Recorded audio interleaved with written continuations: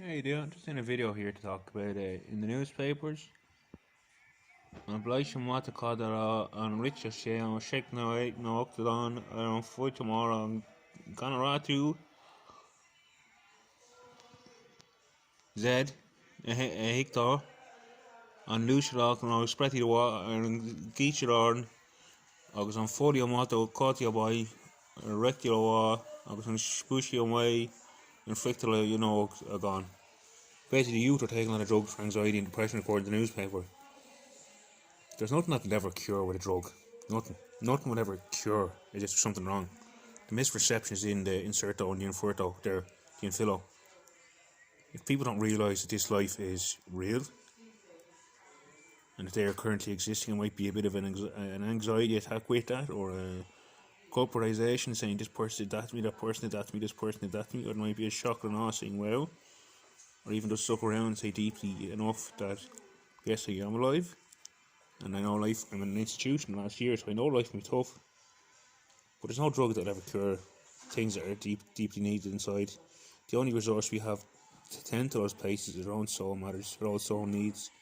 If we're with some family members, that's a tender place, a very tender place to go to. But for this newspaper to suggest that drugs are the solution, which is what it looks like on a subliminal or hyaluronic level, and it's making them broke apparently. I'm going to read more of it now so I don't make a mistake here on what I'm actually trying to avoid, but 32% of respondents describe the mood of them as anxious. People can feel the planet, and I would have got a mental health.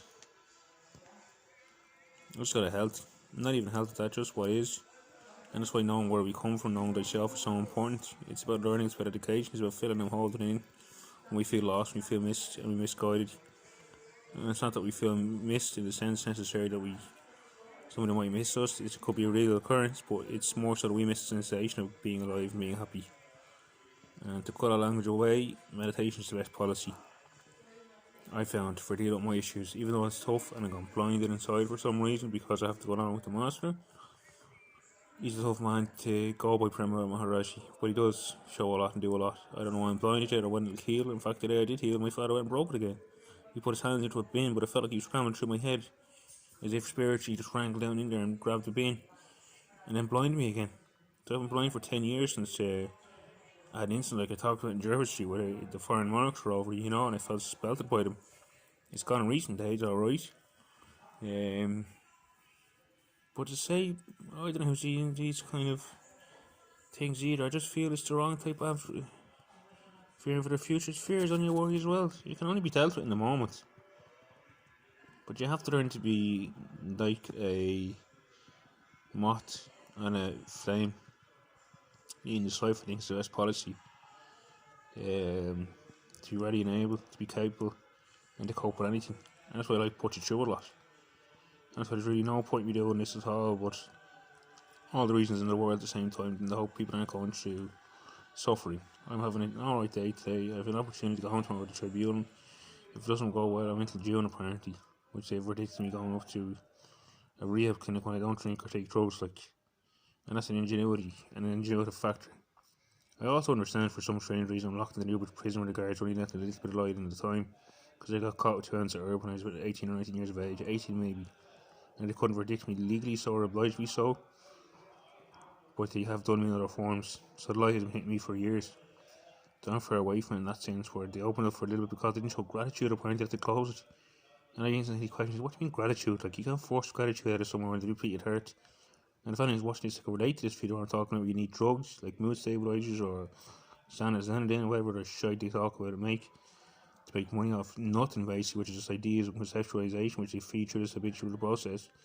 And I know this is just another thing I could be doing, another reality, another instance. It's not about that. I'm sorry for that. I don't agree with the drug methodization of people, whether they become addicted to a form of pill or drug or injection or anything else. I can't agree with it because I know it depletes me. And knowing myself in that sense, I wish we'd get listened to more often. And because somebody said there in recent weeks, because he's a patient or we're the staff kind of thing, that's the doctor and that's the patient relationship. In that sense, absolutely, in the way I think of the conniving manner, I was disgusted and I puked. And that's what some people actually think to themselves, they're going to reach this grave, the perfect situation or position where they have the power authority over someone. And it's often the climb for some people. It's often the battle of others. The real climb is to heaven, to be like God and to follow into God. That's the real battle, that we become one with God, as far as I'm concerned anyway. And there's nothing ever going to contradict me on that. It's the most beautiful place you'll ever find. To concede against someone in that relationship is a tough shadow to work on somebody. Think you can stand in the way. I'm not here to stand in the way of anybody. People might think I'm hypocritical and preaching, but I'm just saying drugs don't work to fill the gap. Alcohol doesn't work. Kind of works a little bit, but deep down it'll only get you so far. Cocaine will only get you so far. All the mood stabilizers and psychology in the world will only get you so far. They're filling the gap, but what to do with filling the gap is create a new hole, because it's another dependency. So I think for addiction and meditation, or being out in nature, healthy walking, gardens, forests, lakes, rivers, mountains, you name it, all that stuff is the beast. That's the real world. I'm not going to disclaim anything against knowledge right now in the internal world that you discover, and what comes clear in the light comes through there. The real world, the earth is a bounty, and people shouldn't risk it that easy. When I realised people were suicide again this week, people miss out, and we miss that hazy kind of system, haziness of how beautiful the world is.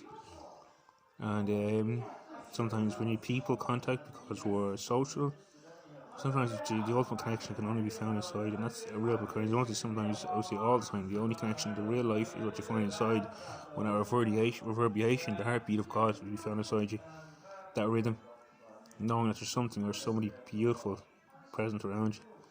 And that's, you have to feel that sensation. You have to feel it. And while the earth's a beautiful place with all these beautiful products like ayahuasca and psilocybin and all the other stuff as well, we all have our own journeys to go on. And that's why I'm sick of psychiatry saying I can't go on my own journey. I don't know why it's happened. I didn't want to put myself into it, but I have to let the flow carry me for now because it's out of my hands apparently. Don't ask me why. I have personal elimination as a single master. But people have fucked my head so much it's done harm.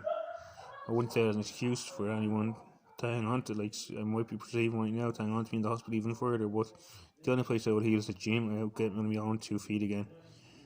And I'm sorry for mix-macking there, making it about the drugs and making it myself, but there you go, I'm just putting that out there now. I hope I get to go home tomorrow after Tribune, or soon. And that fly is irritating. I'll take it easy.